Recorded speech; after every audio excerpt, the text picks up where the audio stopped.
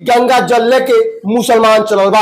अब गंगा जल लेके मुसलमान कहाँ चलल बा एक बारे में जो बा पूरा बिहार पूछता कि मुसलमान जाति के होकर के और हमरा बाबा के बहिष्कार करता, यानी कि सावन में मुसलमान के गाना गा करके और हमरा बाबा के समझ जाए कि बहिष्कार कर रहा है। हमारे हिंदू रीति रिवाज में मुसलमानों का मंदिर में घुसना जो है मना होता है और उनके मस्जिद में जो है हम लोग नहीं घुसते हैं। और इस गाने को लेकर के बिहार में काफी ज्यादा जो है विवाद खड़ा हो रहा है और कुछ लोग जो है वो आलम राज के पास फोन लगा करके धमकियां दे रहे हैं। नमस्कार, भोजपुरी में एक गाना आता है जिस गाने को लेकर के समझिए कि पूरे बिहार में जो है बवाल खड़ा हो जाता है। एक गाना आता है जिसका नाम है कांवर लेके मुसलमान चलल बा, यानी कि आलम राज जो भोजपुरी के सिंगर हैं उन्होंने गाना गा दिया। इस गाने का बोल है कि गंगा जल लेके मुसलमान चलल बा और इस गाने को लेकर के बिहार में काफी ज्यादा जो है विवाद खड़ा हो रहा है और कुछ लोग जो है वो आलम राज के पास फोन लगा करके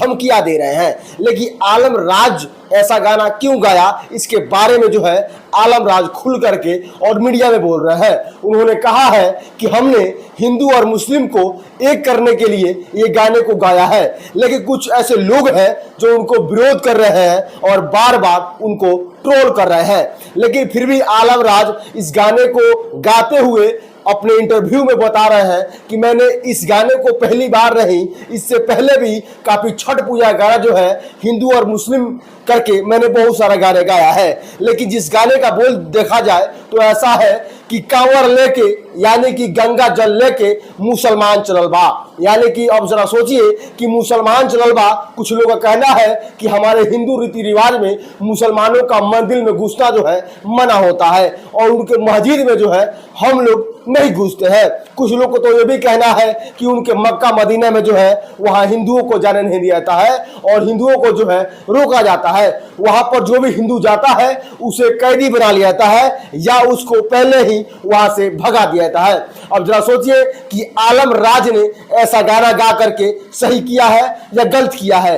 कांवर लेके गंगा जल लेके मुसलमान चलल बा, यानी कि मुसलमान गंगा जल लेके देवघर जाता। अब जरा सोचिए कि बिहार में जो है ऐसे ऐसे सिंगर हैं जो चाहते हैं कि हिंदू और मुस्लिम को हम लोग एक कर दें, लेकिन ये गाना जो गाते हैं उस गाने में जो है विरोध होता है। और विरोध इसलिए होता है कि बड़े बड़े सिंगर जो है, एक्टर जो है, क्या बोलते हैं उनको, पावर स्टार जो है और ट्रेनिंग स्टार है। ट्रेनिंग स्टार और पावर स्टार का जब गाना आता है यूट्यूब पर तो समझिए एक दिन में जो है मिलियन भी पार नहीं करता है और इससे लगता है कि पावर और सुपर स्टार जो है समझिए कि इनको नीचे गिराने के लिए ये समुदाय को उठाते हैं। लेकिन फिर भी आलम राज का कहना है कि मैंने हिंदू और मुस्लिम को एक करने के लिए इस गाने को गाया है, जिस गाने का बोल है कि गंगा जल लेके मुसलमान चलल बा।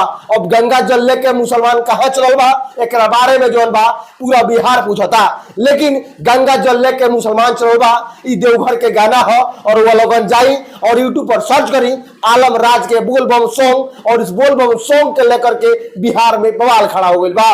कुछ लोग का ये भी कहल बा कि मुसलमान जाति के होकर के और हमरा बाबा के बहिष्कार करता, यानी कि सावन में मुसलमान के गाना गा करके और हमरा बाबा के समझ जाए कि बहिष्कार कर रहा बा। कुछ लोग का ये भी कहा बा कि हमरा बाबा के तू बहुत बड़ा अपमान करता रहा, यानी कि मुसलमान जो बा वो गंगा जल लेके कांवर लेके देवघर नहीं जा सकत। लेकिन एक बात और सोचे के पड़ी कि कहीं ना कहीं देवघर में सावन के महीना में बहुत से मुसलमान भाई बा जो गंगा जल लेके देवघर जाला। एक बारे में रुआ का कमेंट करके चाहता नहीं और क्या सोचे तानी इस गाना के बारे में जो आलम राज गोले बारे, जिस गाने का बोल है कांवर लेके यानी कि गंगा जल लेके मुसलमान चलल बा। इस गाने को आप लोग सुनिए एक बार और कमेंट कीजिए और आप लोग क्या चाहते हैं इस गाने को लेकर के अपना राय दीजिए। जय हिंद।